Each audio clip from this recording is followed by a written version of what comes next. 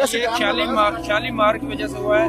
ये अपने रास्ते पर जा रहे थे और एक शालीमार वाले ने साइड लगाई है, जिससे ये दोनों, ये उस लड़के की एक वालदा है और वो जो बच्चा है वो दोनों ही जान पाए। बिस्मिल्लाहिर्रहमानिर्रहीम। हमारे शोरकोट के इलाका से एक माँ और उसकी बेटी लाहौर दाता दरबार पर गए।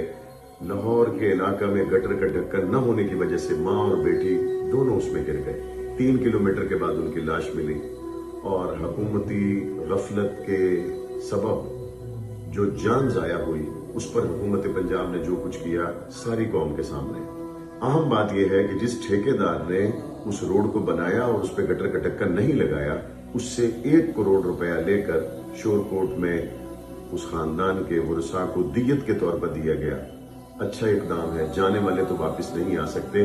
सरकारी और नीम सरकारी लोगों को एक मैसेज चला गया, जान किसी की भी जाएगी, हुकूमत पंजाब चैन से नहीं बैठेगी। इसके ठीक अगले दिन एक वाकया जंग की सड़क पर रूनुमा हुआ। एक माँ अपने 17 साल जवान बेटे के साथ जा रही थी। एक ट्रांसपोर्ट कंपनी जिसका ट्रैक रिकॉर्ड ये है, मोटरवे से लेकर जीटी रोड तक देहातों शहरों में हर साल 100-150 बंदा कुचल के मार देना इनके लिए कोई मसला नहीं है। आप FIR निकलवाएं, ट्रैक रिकॉर्ड देखें। लेकिन जो बात कहना चाहता हूं वो ये है, लाहौर का वाकया ताजा था, अभी मुर्दों के कफन मैले नहीं हुए कि बुरसा का वीडियो बयान आ गया। ये एक हादसा था, हम कोई कार्रवाई नहीं करना चाहते। अगर हुकूमत पंजाब गटर का ढक्कन न लगने की वजह से ठेकेदार से 1 करोड़ रुपया मकतूल को दिलवा सकती है दियत के तौर पर, तो ये जो अरबों रुपए के मालकान हैं, ये जो गरीबों की जेबें काटते हैं और बड़े बड़े किराए वसूल करते हैं, क्या गाड़ी के नीचे आके मर जाने वाली वो माँ और उसका जवां साल बेटा, उनको दियत दिलवाना हुकूमत पंजाब की जिम्मेदारी नहीं है?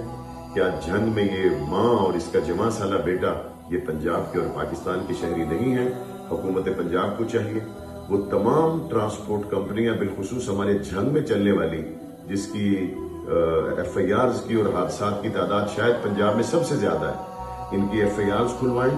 और जिस जिस ट्रांसपोर्ट कंपनी ने जहां जहां किसी इंसान का नाहक कुचल कर कत्ल किया है, कम अज कम इनके भरे हुए खजानों से उनको दियत दिलवाने का हुकूमत इंतजाम करे। अल्लाह मुल्क पाकिस्तान पर, पंजाब पर, तमाम मुसलमानों पर अपनी रहमत नाज़िल फरमाए।